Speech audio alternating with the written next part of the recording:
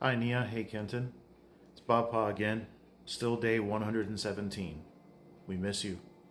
We love you. Kenton, when you first came to us, you were different than Nia. You were quiet. You were subdued. You were a learner. But you learned by watching and investigating, observing. But you were quiet. Very, very quiet. Not very reactionary. And it wasn't until later we learned why. You were different. Nia is so an extrovert. She's out there. She's boom. She's explosive. She needs to be on stage one day. She is very much your Aunt Rowan and also a part of Grandpa. But you're the other part of Grandpa. You're an observer. You learn. You're not being quiet. You're watching and you're learning and you're soaking in every bit of information. It was different though. There was something going on we didn't know about. And when you come over to our house, you would just be quiet, just sit there. Any noise seemed to startle you, but you would shake for like 5 minutes straight, and it scared me. A dog would bark or anything like that, and all of a sudden you would just start shaking. The whole body would just tremble. You wouldn't scream, you wouldn't yell, you would just tremble. And Nia was okay. She could deal with anything like that. You know, the door would slam and you'd shake and shake for 5 minutes, and we'd wonder why. Of course, when your mom would leave with you and go back to the house, we couldn't, as parents and grandparents, we would talk about it. As time went on, your aunts came back and she would tell us that there was yelling and screaming in that house, and your dad, of course, had his rage issues where he would slam his keyboard and yell and scream about his video games. You guys lived in a very tiny apartment. So I recognize the symptoms. I'm a veteran. I suffer from PTSD. That's what you had, with no way to deal or communicate it. And it was hard. It was hard seeing that, knowing that. So we tried to pour as much love as we could on you when you would visit or when you lived with us. And slowly but surely things changed. You spent more time with us. You snuggled with us. You started to see that you were in a safe environment, and everything just started to shift for you. The more time you spent with us, the more you started opening up. Loud sounds were now just something for you to investigate further. You would look for things and see what the sound was. Your obsession was the vacuum cleaner and the carpet shampooer. You'd go up and press it. Normally you would have terrified by those sounds before, but after just a short time, you were like, "Hey, this is safe. I'm okay. We don't yell in our house. We don't yell." And I've got to think that the environment that we provided with you, because that was the only change. The only change was you coming to our home and us giving you a different way of life, a life where the house is clean and we're watching cartoons with you and educational programs and teaching you and playing with you and letting you grow into the person that you need to grow into.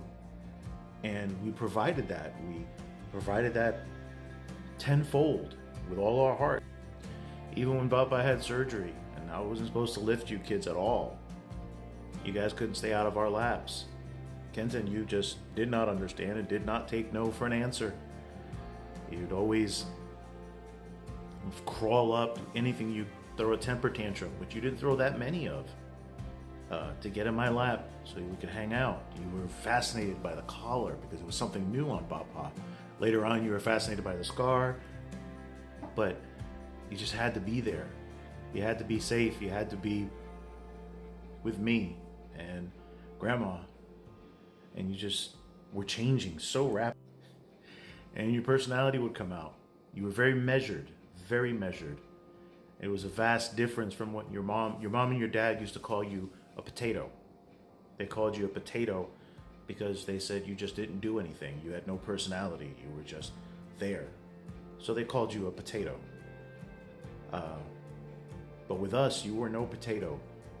But you were something else. And you shocked me. I never even imagined that anything of me would be in my grandchildren. And then the more I got to know you, the more I got to try to help you become the person you want to become. The more I saw parts of me that only I know, that I know the inner functions of my own brain. And you were exhibiting that part of me that just observes and learns. And we were just outright goofy together. We watched gorilla videos. We make silly faces. Both of us would love to watch my 3D printer just go. You liked actually the bigger one where you can see the inner components moving more than you liked the fancy one Papa had that's in a little container. The one that was moving, you were fascinated by it. You would look and see and want to touch the buttons, and you knew when not to touch the buttons. And you were just studying it so much. And it's part of what I love to do, is see how everything works and everything.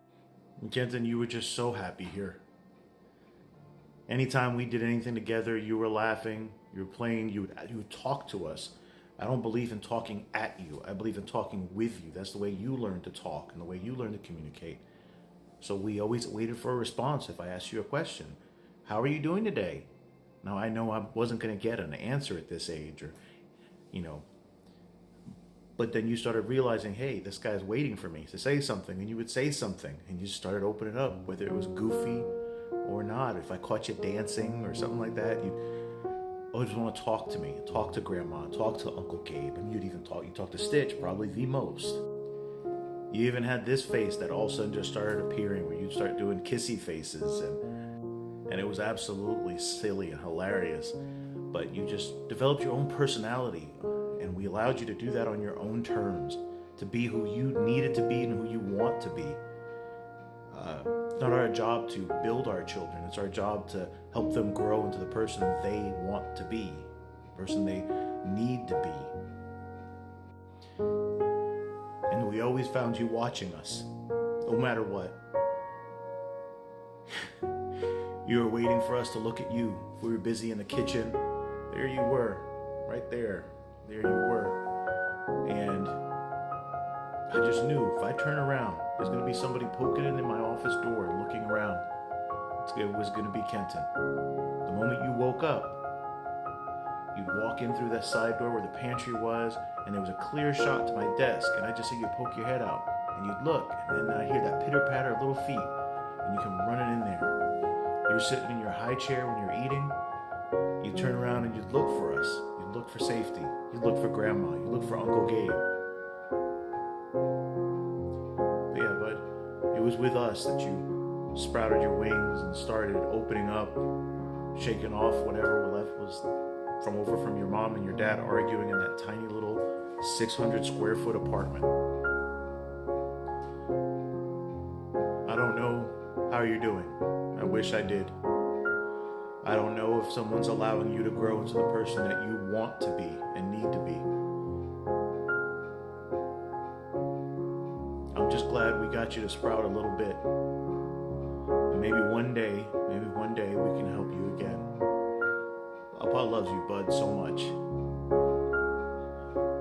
And all of this is just so damn cruel. Maybe one day when you see this, you'll understand how much you were loved. How much you're still loved and always will be.